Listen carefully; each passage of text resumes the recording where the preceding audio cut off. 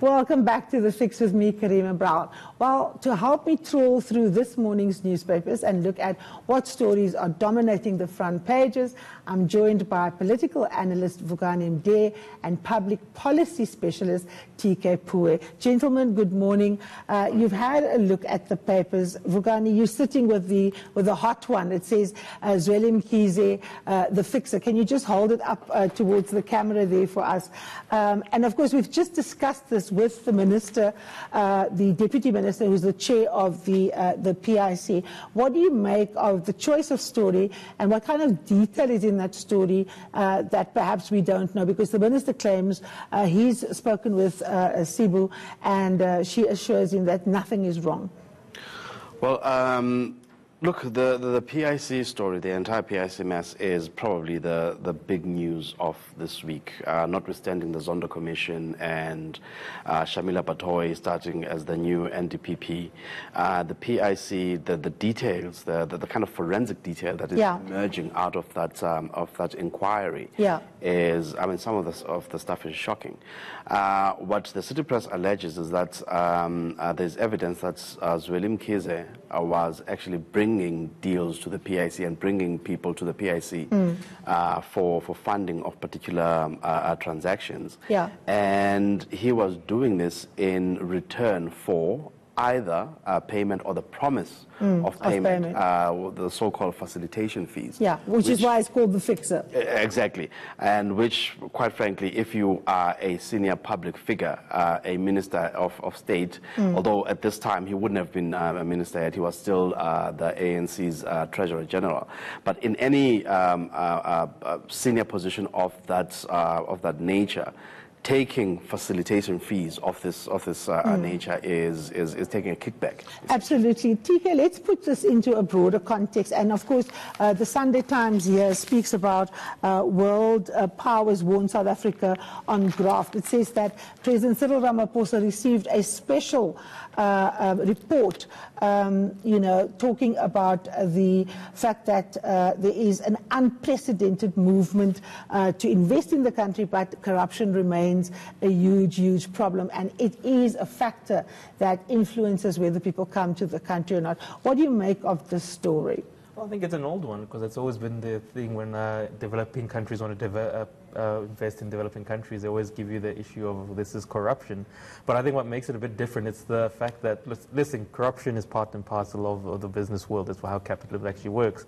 But the key thing is it's the institutions I think they're highlighting. It's one thing if we have, let's say, a renegade company in the form of a Steinhoff. It's another thing when you have one of your major investors, the PIC, and your whole government institution. It would seem as though over and above, let's say, having a BEE or triple BEE, let's say, subscription to it, now you have other additional partners we don't know about. So I think it's just an issue of saying, listen, fair game, we understand all countries have corruption, but the thing is, yours would seem as though it's triple types of corruption. So I think that's how it just really fits into it. Vukani, the fact that we are rated in the way that we are, especially if you look at developing countries, I mean, South Africa isn't unique in terms of corruption, but the extent of it, like we see in Bosasa, the extent of the Guptas, and for me the only difference between the two is that the Guptas actually got the president to do exactly what they wanted. I mean, they were able to tell people who were going to be ministers. I mean, Fikile Mbalula said it in an NEC meeting that he was informed at Saxon World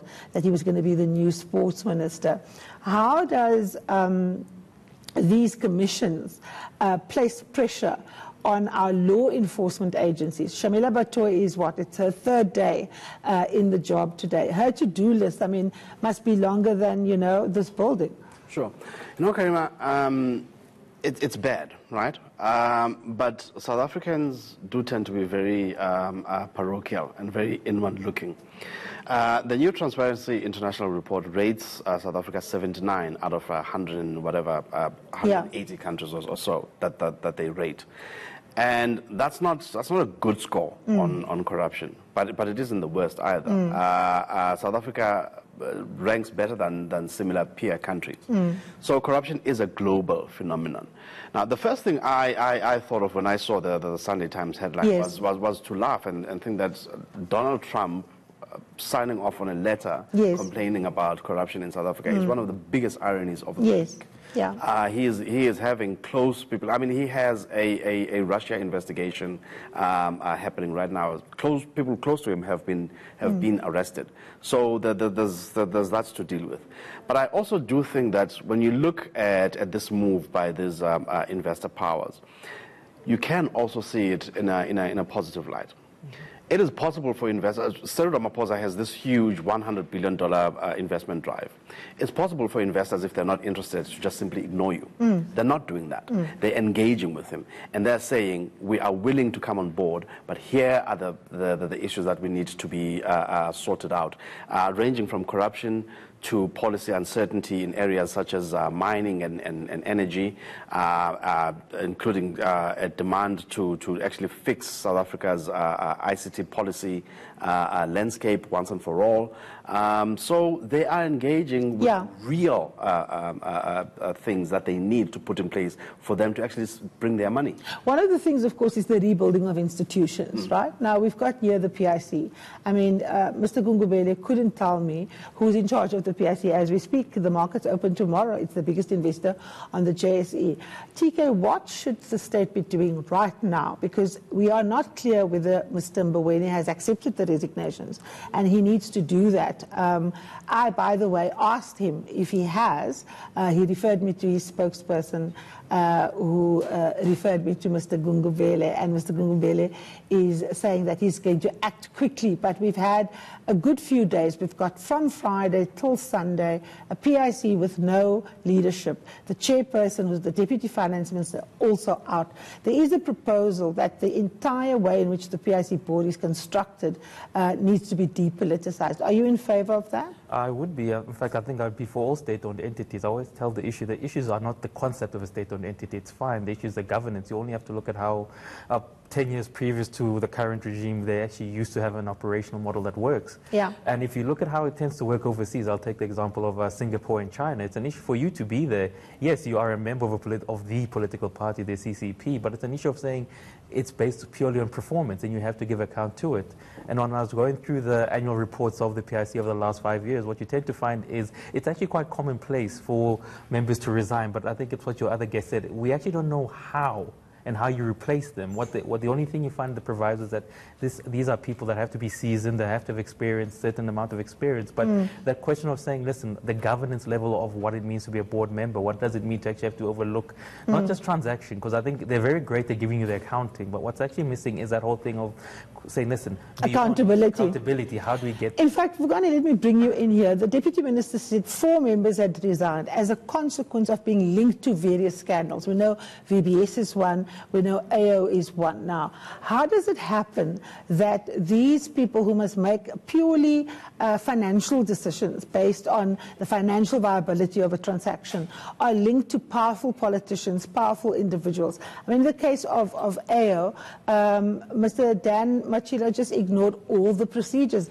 Everything was done after the fact. I mean, can that deal actually be undone, or does the PIC remain exposed for what, between 4 and 5 billion rand? Well, look, I personally don't know if it's possible for the deal to be rolled back and undone. That would probably have to be decided by the various processes that are now happening around the PIC. But look, Karima, it is possible to do these things if you have the political cover. Yeah. And it seems clear that what has happened at the PIC over the last few years is that people with political cover have managed to use that political cover in order to access the PIC's funds to put into dodgy deals that benefit their cronies. It's as simple as that. I want to go back to the point about depoliticizing the PIC's board. While that may seem on the face of it like a good idea, I do think that there's a principle that we need to protect, which is that public assets must be managed by publicly accountable people. Yes, absolutely. And often... I mean, it's not as if the private sector are poster boys for accountability. At least we can hold the politicians to account. You've had Mondli Gungubele here.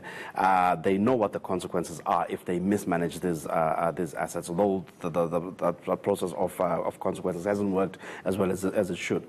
But we must protect the principle that public assets must be managed by publicly accountable people and publicly elected people. That means politicians. Just because the politicians we have are imperfect doesn't mean that's the principle the should principle apply. itself should be thrown out. Okay, TK, we've got a minute to wrap. The Bosasa matter has, of course, dominated conversations. We today looked at the human cost of lives lost. We looked at the former head of prisons, Vukani Peterson, and that his life was literally in danger. We looked at a 4-year-old South African boy that was held at Lindlela and died as a consequence of Bosasa not providing treatment for him. Those are the faces of corruption. That's what makes it real for us. How does the state go forward? I mean, if you look at the papers, there's various suggestions about greater transparency and so on. But in the case of Bosasa, where you have senior members of the governing party, including people like Gwede Mantashe, Nomvula Mokonyane, Tabang Makwetla, and others, receiving gifts from these people, should we not have a statement from the presidency on the, at very least, where, what explanations they have? Because everybody seems to want to wait for the Zondo Commission. And I think that's where most South Africans are actually getting irritated, because what people tend to also forget is this. It's not to say that just because their names have been mentioned doesn't mean this is a proper judicial inquiry. In fact, what you need to do to take this to court is, I think you wait, is it 19 months before... Yeah, but political organizations are not courts. They can act, can't they? But that's the thing, they never do. And that's the problem with South African politicians is the laws are beautiful. The laws, some people say are perfect. I argue that. But the point is we never get to the point where we hold them accountable. Okay, gentlemen, we've run out of time. Of course, we can talk about this ad nauseum. Thank you very much, Vukani and TK Pooe. Well, you've had your fix this week. Take care and goodbye.